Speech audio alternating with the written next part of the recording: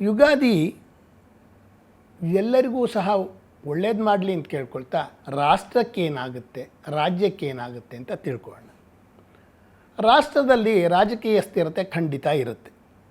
ರಾಷ್ಟ್ರದ ಗೌರವವನ್ನು ಹೆಚ್ಚು ಮಾಡುತ್ತದೆ. ದೃಢವಾದ ಆಡಳಿತ ಇದ್ದೇ ಇರುತ್ತೆ.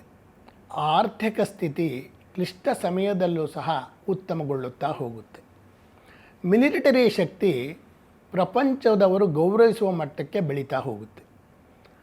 ಹಾಗೆಯೇ ಪ್ರಪಂಚದಲ್ಲಿ ಯುದ್ಧ ಭೀತಿಗಳು ಇರುತ್ತವೆ, ಪ್ರಕೃತಿ ಅವಘಡಗಳು ಇರುತ್ತವೆ, ಅನಿಲ ಸೋರಿಕೆಯಂಥ ಘಟನೆಗಳು ಬಹಳ ಹೆಚ್ಚಾಗುವ ಸಾಧ್ಯತೆಗಳಿವೆ.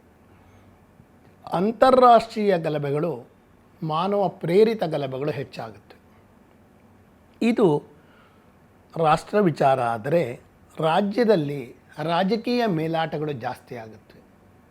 ರಾಜ್ಯದ ಅಭಿವೃದ್ಧಿಗಿಂತ ಪರಸ್ಪರ ವೈಯಕ್ತಿಕ ಅಭಿವೃದ್ಧಿ ಕಡೆಗೆ ಹೆಚ್ಚು ಗಮನ ಹೋಗುತ್ತೆ. ಹೀಗಾಗಿ ಪ್ರಜೆಗಳು ಸಂಕಷ್ಟಕ್ಕೀಡಾಗ್ತಾರೆ.